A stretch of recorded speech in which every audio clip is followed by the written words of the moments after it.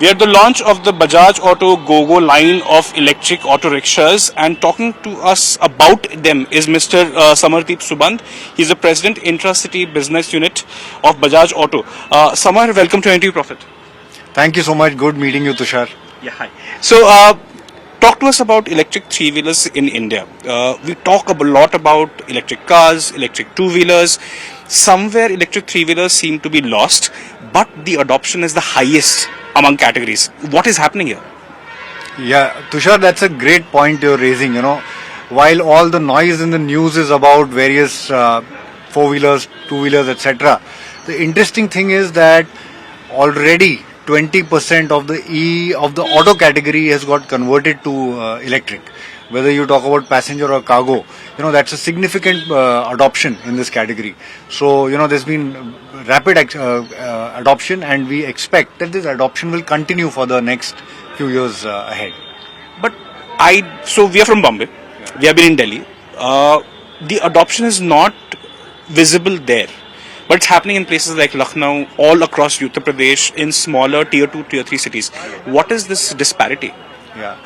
So there are actually a couple of reasons for that, but I think primarily one of the reasons is what has been the regulatory framework in various markets.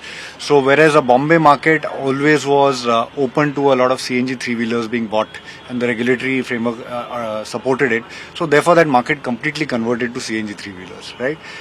In a market like UP, there were several towns where ICE three-wheelers, including CNG, were regulated. What I mean by regulated is that the number that you could sell in a market like Lucknow were regulated by the number of permits.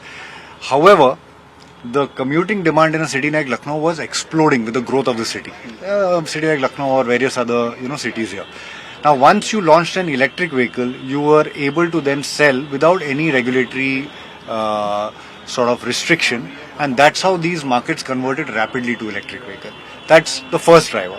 The second, of course, is what has happened is now the total cost of operations of an electric three-wheeler is very comparable to the best of ICE products, CNG, and in fact slightly lower. And that is what is also creating this wave of adoption in three-wheelers. Okay. Now coming to Bajaj Auto, we spoke a little bit about the industry. You have been the market in the CNG space for 2 decades now, but you have been sort of silent, if I may say so, in the last, and sort of you allowed the competition Mahindra and Piaggio to catch up. Was it by design, or are you still assessing the market before pushing these products out? Yeah. So, see, even if you look at our journey in ICE and even in clean fuels like CNG, it's been a multi-year journey where we went from a 40 share to a 60 share to now a 75% plus share in ICE. Yeah. When it comes to EV, we also believed that what will really work well in the market is if there is a product that fits very well with the needs of the customers.